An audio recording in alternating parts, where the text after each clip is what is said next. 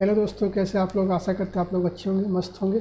तो पिछले क्लास में हम लोगों ने डाइजेस्टिव सिस्टम का ओवरव्यू देखा था और उससे रिलेटेड कुछ क्वेश्चंस देखे थे जो काफ़ी इंपॉर्टेंट क्वेश्चन थे। वो क्वेश्चंस किसी न किसी एग्ज़ाम से पूछे जा चुके हैं या किसी न किसी एग्ज़ाम से पूछे जाने की संभावना है, चाहे वो बीपीएससी टीचर का हो, बिहार एसआई का हो, बिहार पुलिस का हो। इन सभी एग्ज़ाम्स में ये क्वेश्चन पूछे जा चुके हैं या पूछे जाने की संभावनाएँ हैं। ठीक है दोस्तों, देखिए हम लोग का जो पर्पस है क्वेश्चन डिस्कस करने का वो है कि इस क्वेश्चन के माध्यम से आपको एक कॉन्सेप्ट बिल्डअप कर दे, ताकि अगर एग्जामिनर्स जो है सेम क्वेश्चन को स्टेटमेंट चेंज करके या आपका ऑप्शन चेंज करके पूछ दे तो आपको घबराने की ज़रूरत ना पड़े। ठीक है दोस्तों, इसीलिए हम लोग ये सीरीज चला रहे हैं ताकि आपको जो है एग्ज़ाम में किसी तरह का क्वेश्चन को देखते ही डर ना लगे। ठीक है दोस्तों, तो चलिए हम लोग आते हैं अपने पहले सवाल पे इस क्वेश्चन सीरीज के। तो हमारा जो पहला सवाल है वह है मानव पाचन तंत्र से जुड़ी ग्रंथियों का नाम बताना है। जुड़ी ग्रंथियों का क्या होना है? नाम बताना है। अब देखिए दोस्तों, यहाँ पे क्या है, ये थोड़ा सा ट्रिकी सवाल है। यहाँ पे पाचन तंत्र, लेकिन यहाँ पे है ग्रंथियाँ।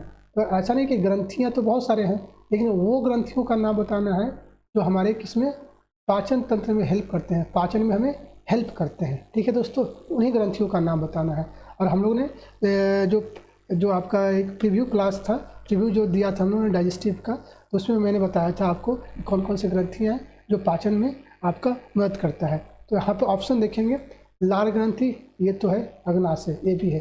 तो होता क्या है कि बच्चों ने क्वेश्चन का देखा और सीधे ऑप्शन पे गया और देखा लार ग्रंथि और अग्नाशय आता है, ये तो होता है। यहाँ पे टिक लगा के आप चले आए, लेकिन अब जब घर आते हो तो मालूम चलता है कि आपका सवाल गलत हो जाता है। क्यों गलत हो जाता है? क्योंकि आपने और ऑप्शंस को अच्छे से नहीं पढ़ा है। क्योंकि इस जो सवाल का ये जो क्वेश्चन है, इसका फॉर्मेट इस तरह से है कि इसमें आपको बेस्ट आंसर चूज करना है, इसमें गलत आंसर नहीं चूज करना है, इसमें बेस्ट आंसर चूज करना है। इस क्वेश्चन का जो फॉर्मेट है वो कैसा है, इसमें आपको बेस्ट आंसर चूज करना है। तो लार ग्रंथि तो सही है, अग्नाशय भी सही है। अब आते हैं बी पे, इसमें बोला लार ग्रंथियाँ और यकृत, ये भी सही है। अब तीसरा जो ऑप्शन है यकृत और अग्नाशय, ये भी सही है। बट जो चौथा ऑप्शन है ये बिल्कुल करेक्ट है, ये बेस्ट ऑप्शन है आपके पास में। लार ग्रंथियाँ भी है, यकृत भी है और अग्नाशय भी है। तो ये आपका जो आंसर है वो आपका चौथा वो सही है, बेस्ट है।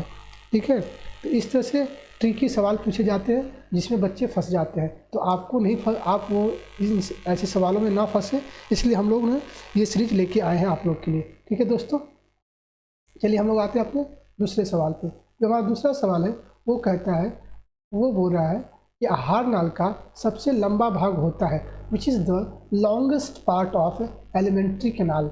एलिमेंट्री कैनाल का सबसे लंबा पार्ट कौन सा है, लंबा ऑर्गन्स कौन सा है? हम लोगों ने एलिमेंट्री कैनाल का लंबाई क्या है, होता है 9 मीटर होता है, या तो अगर फीट की बात करें तो कहीं कहीं पे 32, कहीं कहीं पे 33 फीट देखने को मिल जाएगा आपको। ठीक है दोस्तों, तो इस एलिमेंट्री कैनाल में हमने बताया था आपको कि 6 प्रमुख ऑर्गन्स होते हैं। क्या होते हैं? 6 प्रमुख ऑर्गन्स होते हैं, है ना, डाइजेस्टिव ऑर्गन्स होते हैं। ये पूछ रहा है, सवाल पूछ रहा है कि ये डाइजेस्टिव 6 ऑर्गन्स है, इनमें से सबसे जो बड़ा ऑर्गन्स है वो कौन सा है? तो मुख तो नहीं है दोस्तों, स्टमक भी नहीं है, लीवर भी नहीं है, तो क्या है आपका आंसर? डी होगा, स्मॉल इंटेस्टाइन, छोटी आंत। दोस्तों बच्चे यहाँ पे कन्फ्यूज हो जाते हैं कि ये तो छोटी आंत है। छोटी आंत कहने का मतलब ये है, ये जो डायमीटर है, ये छोटा होता है, बट इसका लेंथ जो है ना, ये लेंथ बड़ा होता है। जो बड़ी आंत होता है उसका डायमीटर बड़ा होता है, उसका क्या होता है, डायमीटर बड़ा होता है, बट ये जो लेंथ है वो छोटा होता है, ठीक है दोस्तों। इस तरह से हमारा जो दूसरा सवाल का आंसर है वो है आपका स्मॉल इंटेस्टाइन, डी। ठीक है दोस्तों, चलिए हम लोग आते हैं अपने नेक्स्ट सवाल पे। जो हमारा नेक्स्ट सवाल है वो ये बोल रहा है कि आमाशय से पचा हुआ भोजन जब छोटी आंत में जाता है तब उसे क्या कहते हैं? Digested food of stomach when enter into small intestine called. Digested food जो होते हैं, जो पचा हुआ भोजन है आमाशय में, वो जब स्मॉल इंटेस्टाइन में छोटी आंत में जाता है तो उसे क्या बोलते हैं? दोस्तों होता क्या है कि हम लोगों ने ये खाना खाया, अब ये खाना खाया, रोटी खाया, सब्जी खाया। अब इसका एक मैकेनिकल ब्रेकडाउन होता है, मैकेनिकल ब्रेकडाउन होगा दांतों के माध्यम से। जब मैकेनिकल ब्रेकडाउन होने के बाद में क्या होता है कि अब इसको ये तो टूट गया, छोटे छोटे टुकड़ों में टूट गया। अब यहाँ पे सलाइवरी ग्लैंड से सलाइवा निकलता है और इसे है ना रासायनिक ब्रेकडाउन अब होता है। अब इसके छोटे छोटे टुकड़ों का क्या होता है, एंजाइम के माध्यम से क्या होता है, रासायनिक ब्रेकडाउन होता है। और जब ये रासायनिक ब्रेकडाउन हो जाता है तो ये जो खाना होता है वो आटे की लई की तरह बन जाता है, वो आटे की लई की तरह बन जाता है। और उसके बाद वो खाना कहाँ जाता है, वो जाता है आपके एसोफेगस में जाता है, ग्रास नली में जाता है। वो कहाँ जाता है, ग्रास नली में जाता है। और ग्रास नली से पास ऑन होकर कहाँ वो खाना जाता है, वो फिर स्टमक में चला जाता है, अमाशय में चला जाता है, वो आपके अमाशय में चला जाता है। ठीक है दोस्तों, तो ये जो है, ये जो लई नुमा जो भोजन हो गया था, जो खाना हो गया था, डाइजेस्टेड फूड था, उसको क्या नाम दिया जाता है, उसका नाम दिया जाता है बोलस। उसको क्या नाम दिया जाता है, बोलस नाम दिया जाता है। अब जो ये बोलस है वो तो आपके स्टमक में आ गए। अब वो स्टमक में आ गए, यहाँ पे HCl निकलता है, स्टमक में क्या निकलता है, HCl निकलता है और पेप्सिनोजेन एंजाइम निकलता है, पेप्सिनोजेन एंजाइम निकलता है। इनके माध्यम से क्या होता है, यहाँ पे फर्दर खाने को डाइजेस्ट किया जाता है। और इस डाइजेस्टेड फूड जब ये छोटी आंत में जाता है, ये जब छोटी आंत में जाता है, इस डाइजेस्टेड फूड को जो जब पेट में पच जाता है ना, तो इस डाइजेस्टेड फूड को क्या बोलते हैं, इसको बोलते हैं काइमा बोलते हैं। इसको क्या बोलते हैं, काइम बोलते हैं। इसको क्या बोलते हैं, काइम बोलते हैं। और जब छोटी आंत से छोटी आंत में जब ये खाना पच जाता है तो फिर इसको क्या बोलते हैं, इसको बोलते हैं काइल बोलते हैं। इसको क्या बोलते हैं, काइल बोलते हैं। इस तरह से पचा हुआ भोजन को मुंह में क्या बोलते हैं, मुंह में क्या बोलते हैं, बोलस बोलते हैं। माउथ में क्या बोलते हैं, बोलस। माउथ में क्या बोलते हैं, बोलस। स्टमक में जब ये पच जाता है तो क्या बोलते हैं, स्टमक में जब ये पच जाता है, अमाशय में जब ये पच जाता है तो क्या बोलते हैं, काइम। और ये लार्ज इंटेस्टाइन में जब पच जाता है तो क्या बोलते हैं, large intestine, sorry small intestine में जब पच जाता है तो क्या बोलते हैं, इसको बोलते हैं काइम। इस तरह से पचा हुआ भोजन को 3 नाम दिया जाता है, 3 नाम दिया जाता है। तो यहाँ पे जो सवाल पूछ रहा है वो पूछ रहा है कि अमाशय से पचा हुआ भोजन, तो अमाशय से जो पचा हुआ भोजन उसको क्या बोलते हैं, काइम बोलते हैं। उसको क्या बोलते हैं, काइम बोलते हैं। ठीक है दोस्तों, चलिए हम लोग आते हैं अपने दूसरे सवाल पे। तो इसी तरह से हम लोग है ना बिल्कुल क्वेश्चन के बिल्कुल कॉन्सेप्ट को समझेंगे, ताकि आपका किसी तरह से कोई भी सवाल घुमा फिरा के पूछा जाए तभी आप उसको आंसर आराम से कर ले जाओ। ठीक है, तो हम लोग का जो नेक्स्ट सवाल है वो है, छोटी आंत में उंगलियां के जैसी संरचना को क्या कहते हैं। In small intestine finger like structure is called. जो स्मॉल इंटेस्टाइन है, ये हमारा स्मॉल इंटेस्टाइन। ठीक है दोस्तों, तो स्मॉल इंटेस्टाइन में होता क्या है, स्मॉल इंटेस्टाइन में होता क्या है कि इस तरह से एक फिंगर नुमा स्ट्रक्चर होता है। इस फिंगर नुमा स्ट्रक्चर का जो फंक्शन है ना, इस फिंगर नुमा इस तरह से पूरे पार्ट में, पूरे स्मॉल इंटेस्टाइन इस तरह से फिंगर नुमा स्ट्रक्चर होता है। इसका नाम दिया जाता है विलाई। इसका क्या नाम दिया जाता है, विलाई। इसका नाम क्या देते हैं, विलाई। अब इसका सर काम क्या है, इसका काम क्या है कि जो स्मॉल इंटेस्टाइन में जब ये खाना पच जाता है तो इसको अवशोषित करके ब्लड वेसल्स में ट्रांसफ़र कर देता है। ब्लड वेसल में क्या करता है, ब्लड वेसल में ये ट्रांसफ़र कर देता है। पचा हुआ भोजन को ये क्या करता है, यानी विलाई वो ब्लड वेसल में ट्रांसफ़र कर देता है। ठीक है, तो हमारा ऑप्शन क्या सही होगा, ऑप्शन ए हमारा इज करेक्ट आंसर। ठीक है दोस्तों, तो देख रहे हैं आप ना, इसी तरह से हर एक क्वेश्चन को डिस्कस किया जाएगा।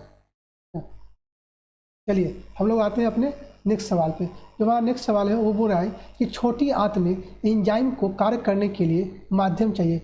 विच medium required for working of enzymes in small intestine, है ना। विच medium required for working of enzymes in small intestine, है ना। छोटी आंत में एंजाइम को कार्य करने के लिए माध्यम चाहिए।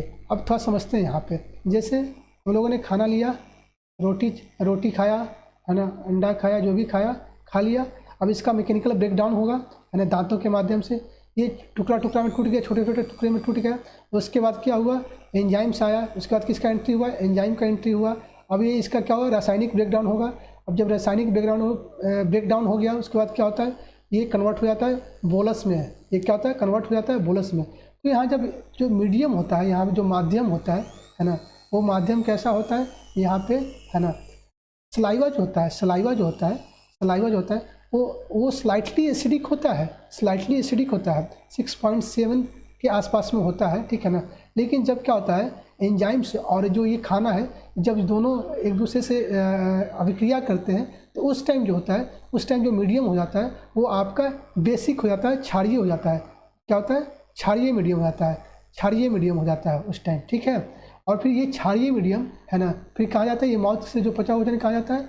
या एसोफेगस के माध्यम से आपका जाता है, आपका स्टमक हो जाता है। जब ये स्टमक हो जाता है तो यहाँ पे स्ट्रॉन्ग एक एसिड होता है जिसका नाम दिया गया है HCl, हाइड्रोक्लोरिक एसिड।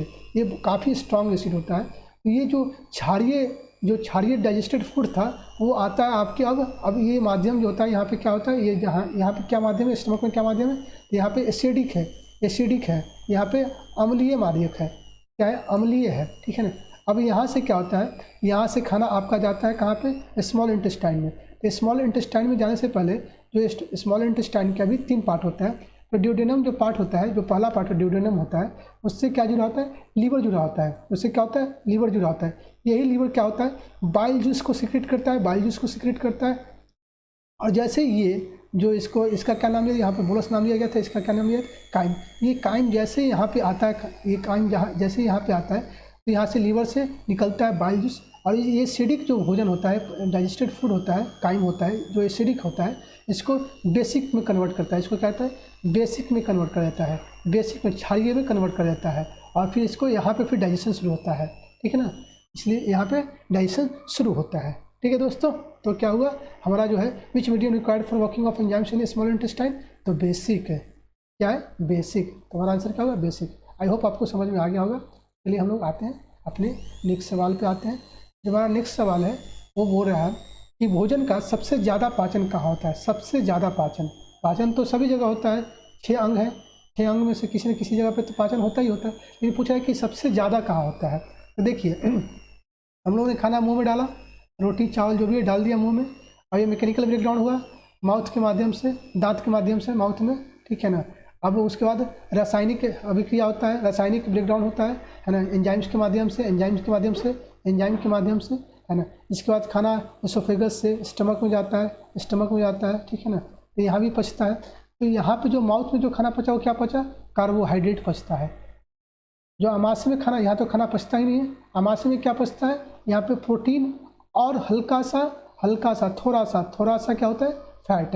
फैट, और यहाँ पे आपका थोड़ा सा फैट पचता है, ठीक है दोस्तों। फिर इसके बाद खाना कहाँ जाता है? आपका जाता है स्मॉल इंटेस्टाइन में, और यहाँ पे लीवर और पैनक्रियाज की मदद से यहाँ पे तीनों टाइप के न्यूट्रिएंट्स को पचाया जाता है, प्रोटीन को, फैट को और कार्बोहाइड्रेट को। इसीलिए स्मॉल इंटेस्टाइन में खाना पूर्ण रूप से पच जाता है। सबसे ज़्यादा कहाँ पचता है?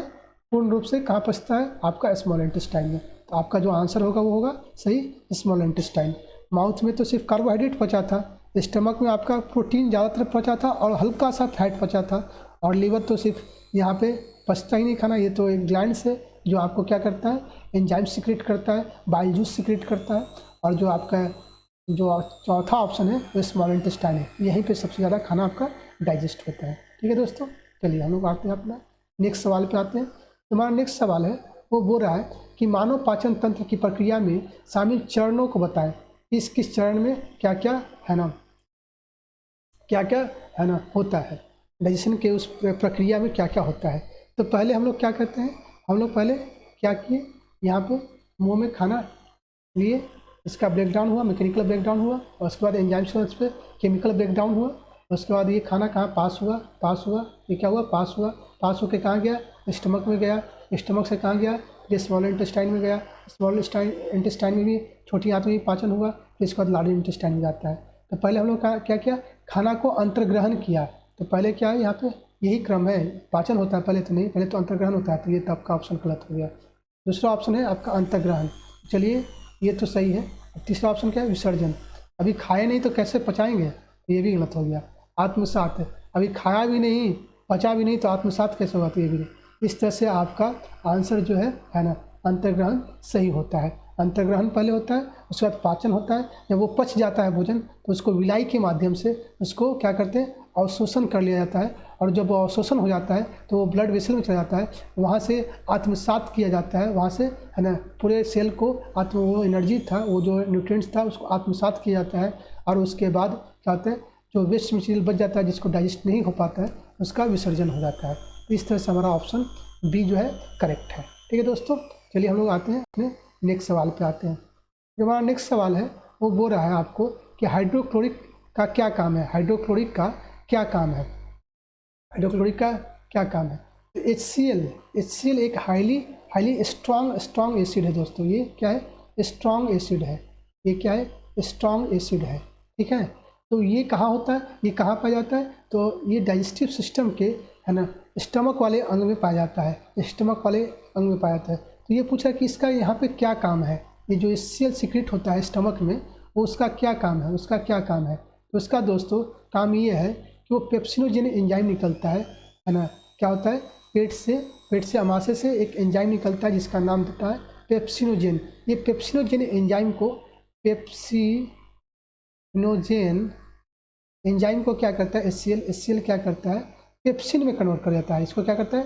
पेप्सिन में कन्वर्ट कर देता है। पेप्सिन में कन्वर्ट कर देता है इसको। ठीक है दोस्तों, यही पेप्सिन एंजाइम क्या करता है?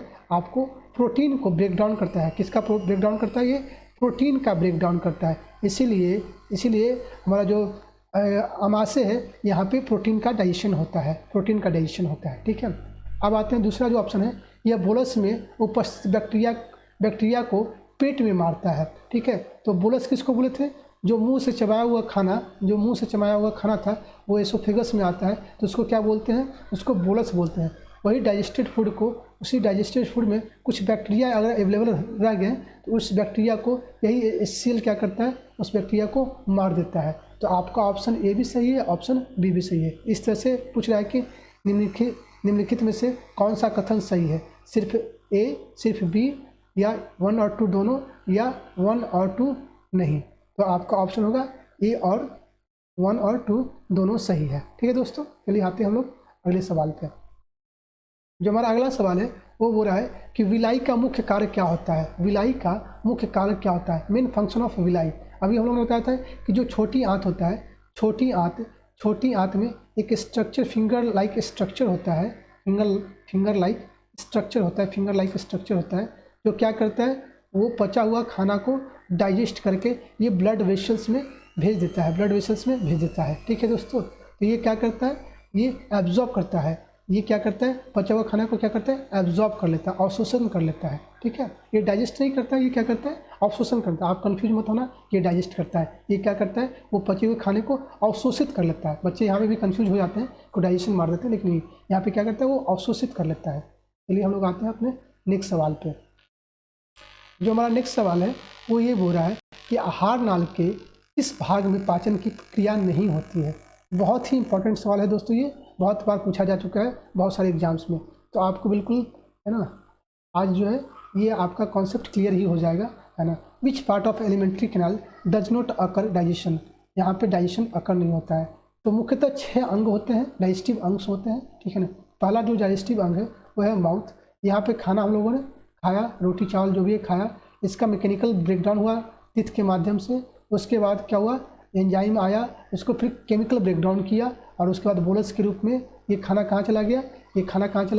यहाँ पे, और कार्बोहाइड्रेट का पाचन हो गया। यहाँ पे कार्बोहाइड्रेट का पाचन हुआ।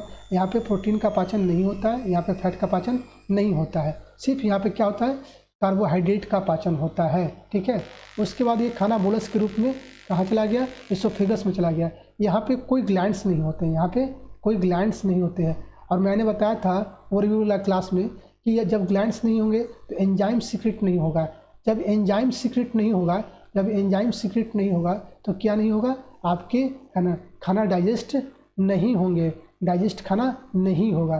तो यहाँ पे किसी तरह का कोई ग्लैंड नहीं है तो एंजाइम नहीं है तो डाइजेशन नहीं है। तो जो आपका एसोफेगस है, ग्रास नली है, यहाँ पे क्या होता है? खाना डाइजेस्ट नहीं होता है। ठीक है ना। इसके बाद खाना कहाँ जाता है? इसके बाद खाना हमारा जाता है आपके, है ना, स्टमक में जाता है, अमाशय में जाता है, और यहाँ पे तो बताया था पेप्सिनोजेन एंजाइम निकलता है, HCl एसिड निकलता है जो खाने को डाइजेस्ट करता है, और उसके बाद स्मॉल इंटेस्टाइन में जाता है। स्मॉल इंटेस्टाइन में तो खाना पूर्ण पाचन होता है, तो आपके स्मॉल इंटेस्टाइन में तो खाना पचता है ना, माउथ में पचता है और स्टमक में पचता है। तो कहाँ नहीं पचता है? एसोफेगस में नहीं पचता है, ग्रास नली में खाना नहीं पचता है। दोस्तों आप इस बात को ध्यान में रखोगे, ध्यान में रखोगे। चलिए अब आते हैं हम लोग दूसरे सवाल पे आते हैं। बोल रहा है कि मनुष्य की मुख गुहा में कितने जोड़ी लार ग्रंथियां होते हैं। लार ग्रंथियां पूछ रहा है कि कितना जोड़ी होता है। तो ये हमारा ये मुख हो गया। मुख में दोस्तों बेसिकली 3 जोड़ी लार ग्रंथियां होते हैं। एक कान के पास में होते हैं, मतलब कान के लेफ्ट साइड में और कान के राइट साइड में एक ग्रंथियां, तो एक जोड़ी हो गया। इसका नाम देते हैं पैरोटाइड्स। पैरोटाइड्स, पैरोटाइड, पैरोटाइड, ठीक है। ये सबसे बड़ी ग्रंथि है, सबसे बड़ी लार ग्रंथि है, बड़ी लार ग्रंथि है ये दोस्तों। ये क्या है? बड़ी लार ग्रंथि है, ठीक है। दूसरा जो आता है वो होता है सबलिंगुअल, जो आपके है ना जीभ के साइड में होते हैं, इस साइड और इस साइड होते हैं, जीभ के साइड में होते हैं। इसको क्या बोलते हैं? ये मान लीजिए जीभ है आपके इस साइड में इस साइड में, ये सबलिंगुअल होते हैं। इसको क्या बोलते हैं? सबलिंगुअल। हिंदी और इंग्लिश दोनों में यही बोला जाता है, सबलिंगुअल, ठीक है दोस्तों। सबलिंगुअल जो होता है ये जबड़े के नीचे होता है, जबड़े के नीचे होता है। इसको क्या बोलते हैं? इसको क्या बोलते हैं? इसको बोलते हैं आपको सब मैंडिबुलर, सब मैंडिबुलर। ये 3 तरह के आपके लार ग्रंथियाँ होते हैं। जो सबसे लार ज़्यादा निकलता है वो कहाँ से निकलता है? पैरोटाइड से निकलता है, पैरोटाइड से निकलता है। इसी को सबसे बड़ी लार ग्रंथि बोलते हैं, ठीक है दोस्तों। इस तरह से हमारा ऑप्शन ए जो है करेक्ट होगा, ठीक है। चलिए हम लोग आते हैं नेक्स्ट क्वेश्चन पे आते हैं दोस्तों। जो हमारा नेक्स्ट सवाल है वो ये बोल रहा है कि वह अंग कौन सा है जो मानव शरीर में ग्लाइकोजेन के रूप में कार्बोहाइड्रेट को जमा करता है। वह अंग का नाम पूछ रहा है, वो ऑर्गन्स का, डाइजेस्टिव ऑर्गन्स का नाम पूछ रहा है, डाइजेस्टिव ऑर्गन्स का नाम पूछ रहा है। जिसमें क्या होता है? हमारा जो ग्लाइकोजेन है वो स्टोर होता है। क्या है? ग्लाइकोजेन है वो स्टोर होता है, ठीक है ना। ये ग्लाइकोजेन क्या है सर? ये ग्लाइकोजन दोस्त ये होता है कि छोटे जब कार्बोहाइड्रेट को है ना ग्लूकोज में कन्वर्ट किया जाता है तो ये छोटा छोटा पार्टिकल्स होता है। जो एक्स्ट्रा ग्लूकोज होता है जो शरीर में, जो शरीर उसको जो शरीर उसको अवशोषित नहीं कर पाता है, उतना ज़रूरत नहीं होता है, तो ये क्या होता है? ये इकट्ठा होके है ना एक फॉर्म लेता है, जिसको क्या बोलते हैं? ग्लाइकोजेन बोलते हैं, ग्लाइकोजेन बोलते हैं, ठीक है दोस्तों। ये क्या होता है? और यही ग्लाइकोजन कहाँ स्टोर होता है? ये ग्लाइकोजन हमारे लीवर के अंदर स्टोर हो जाता है, यही लीवर के अंदर स्टोर होता है। जब हम लोग फास्टिंग करते हैं, भूखे रहते हैं और खाना नहीं खाते हैं, तो इसी ग्लाइकोजन के कारण हम जो है काम कर पाते हैं। नहीं तो अगर स्टोर ग्लाइकोजन ना रहे तो हम लोग काम नहीं कर पाएंगे फास्टिंग के। तभी तो होता है कि अगर 2 से 3 दिन अगर फास्टिंग कर लिया तो ग्लाइकोजन का संख्या कम होने लगता है ना। इसीलिए हम लोग क्या होते हैं? हम लोग को कमजोरी, वीकनेस फील होने लगता है। तो फिर हम लोग खाना खाते हैं, जूस लेते हैं, तो फिर हम लोग सही फील करने लगते हैं। तो यही ग्लाइकोजन है जो कहाँ होता है? लीवर में स्टोर होता है। और इसे कभी ये मांसपेशियों में भी, मसल्स में भी ये स्टोर होता है, ये मसल्स में भी स्टोर होता है, ऐसा नहीं कि सिर्फ लीवर में। लेकिन यहाँ पूछा जा रहा है ना कि डाइजेस्टिव ऑर्गन्स में कहाँ स्टोर होता है? तो आपका यकृत में होता है, लीवर में होता है, ठीक है दोस्तों। चलिए हम लोग आगे आते हैं। जो हमारा नेक्स्ट सवाल है वो है कि पित्त का प्रमुख कार्य क्या है। जो पित्त है उसका प्रमुख क्या काम है। जो बाइल जूस है उसका प्रमुख कार्य क्या है? प्रमुख कार्य पूछ रहा है, ये क्या है, ठीक है दोस्तों। वसा को वसा अम्ल और ग्लिसरॉल में परिवर्तन करना, वसा का एंटीजन में परिवर्तन करना, या वसा का पायसीकरण करना, उपरोक्त में से सभी। दोस्तों हम लोग थोड़ा सा इसको डिटेल्स में समझते हैं। होता क्या है कि हम लोगों ने खाना खाया, रोटी चावल दाल जो भी खाया, मैं बार बार एक ही चीज़ को रिपीट इसलिए कर रहा हूँ दोस्तों, ताकि अगर बार बार मैं रिपीट करूँगा तो आपको इसी क्लास के माध्यम, इसी क्लास के ड्यूरिंग में आपको क्या होगा? चीज़ें याद हो जाएंगी, ठीक है ना। तो आपका रिवीजन करने में है ना करने की ज़रूरत नहीं पड़ेगी, या बहुत कम रिवीजन करने को ज़रूरत पड़ेगा, ठीक है दोस्तों। चलिए, तो ये खाना क्या हुआ? यहाँ पे ब्रेक डाउन हुआ, तीत के माध्यम से ब्रेक डाउन हुआ, और एंजाइम क्या किया? इसको यहाँ पे कार्बोहाइड्रेट को पचाया, और ये पचा हुआ भोजन को क्या बोलते हैं? बोलस बोलते हैं। ये एसोफेगस में गया और यहाँ से फिर कहाँ जाता है? ये जाता है आपका स्टमक में जाता है। स्टमक में जाने के बाद में इसके बाद यहाँ भी डाइजेशन होता है खाने का, यहाँ भी डाइजेशन होता है खाने का, फिर इसके बाद स्मॉल इंटेस्टाइन में जाता है। स्मॉल इंटेस्टाइन से जुड़ा होता है क्या? लीवर। यहाँ से जैसे ही ये जो स्टमक से खाना स्मॉल इंटेस्टाइन में जाता है ना, तो लीवर क्या छोड़ता है? एक बाइल जूस छोड़ता है, बाइल जूस छोड़ता है। इस बाइल जूस क्या करता है? बाइल जूस का क्या काम है कि जो बैक्टीरिया इसमें उसको मार देता है। दूसरा काम क्या है कि इसमें मौजूद जो फैट होते हैं इस खाने में पचा हुआ जो क्या था? काइम बोलते हैं। जो पेट में जो आमाशय में खाना पच जाता है, उस पचे हुए खाने को क्या बोलते हैं? काइम बोलते हैं। तो काइम में जो फैट अवेलेबल होते हैं, जो फैट अवेलेबल होते हैं उसका क्या करता है, पायसीकरण कर दिया जाता है। जो बड़े फैट का मॉलिक्यूल्स है उस बड़े फैट के मॉलिक्यूल्स को छोटे मॉलिक्यूल्स में, छोटे छोटे मॉलिक्यूल्स में कन्वर्ट करता है और उसके बाद लीवर में जो लाइपेज एंजाइम निकलता है उसको, ठीक ना, तोड़ने में ये फैट को आसानी होता है। तो जो ये बाइल जूस है क्या करता है, वो बाइल जूस फैट को तोड़ के, है ना, छोटे बड़े बड़े फैट को तोड़ के वो छोटे छोटे यूनिट में कन्वर्ट करता है। और जब ये छोटे छोटे यूनिट में कन्वर्ट हो जाता है तो लाइपेज जो एंजाइम निकलता है पैनक्रियाज से, इसको और फर्दर स्मॉलेस्ट यूनिट में तोड़ने में आसानी होता है। ठीक है दोस्तों, आसानी होता है। तो ये बड़े फैट मॉलिक्यूल्स को छोटे फैट मॉलिक्यूल्स में कन्वर्ट करना ही क्या बोलते हैं, पायसीकरण बोलते हैं या इमल्सिफिकेशन बोलते हैं। इंग्लिश में क्या बोलते हैं, इमल्सिफिकेशन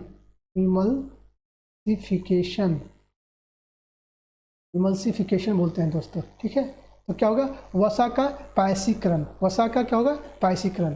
ठीक है, चलिए हम लोग आते हैं अपने नेक्स्ट सवाल पे आते हैं। हमारा नेक्स्ट सवाल है, वो कह रहा है कि जीव जंतुओं का संचित भोजन किसे कहा जाता है। The liver stored glucose as glycogen. The liver stores glucose as glycogen. Cellulose, starch, glycogen. ये क्वेश्चन ये गलत है दोस्तों। जीव जंतुओं का संचित भोजन किसे कहा जाता है, सेलुलोज का कहा जाता है, नहीं, स्टार्च को नहीं, ग्लाइकोजन को कहा जाता है, काइटिन को नहीं कहा, ग्लाइकोजन। जो अभी तो हमने बताया था कि जब हम लोग कुछ खाते हैं, एक्स्ट्रा खा लिया, उतना बॉडी को ज़रूरत नहीं है तो एक्स्ट्रा ग्लूकोज तो तैयार हो गया। अब वो ग्लूकोज क्या होता है, वो इकट्ठा होके, है ना, इकट्ठा होके कहाँ स्टोर होता है, वो लीवर में स्टोर हो जाता है, ठीक है ना। तो वही तो संचित भोजन है, जो स्टोर्ड भोजन है ना, उसको क्या बोलते हैं, ये जो स्टोर्ड भोजन उसको बोलते हैं, क्या बोलते हैं, ग्लाइकोजन। इसको क्या बोलते हैं, ग्लाइकोजन। ठीक है दोस्तों, चलिए हम लोग आते हैं नेक्स्ट सवाल पे आते हैं। जो हमारा नेक्स्ट सवाल है वो बोल रहा है, वसा को पायसीकरण या इमलीसीकरण कौन करता है। तो अभी तो बताया था, पित्तरस करता है। ठीक है, आपका आंसर हो गया, ए हो गया। इस तरह से हम लोगों ने, है ना, आज 15 क्वेश्चन देखा है। ये काफ़ी इंपॉर्टेंट क्वेश्चन थे। इन क्वेश्चनों के माध्यम से आपको जो एक कॉन्सेप्ट बिल्डअप हुआ है और आप क्या करेंगे, इसे घर पे जाके थोड़ा सा एक और रिवाइज कर लेंगे तो आपको जो है ना, एग्जाम में ये क्वेश्चंस बिल्कुल मार्क्स दिलाएंगे अगर क्वेश्चन बनते हैं इस टॉपिक से तो। ठीक है दोस्तों, चलिए हम लोग नेक्स्ट क्लास में मिलेंगे और आगे की सीरीज को लेके। ठीक है, थैंक यू सो मच दोस्तों, धन्यवाद।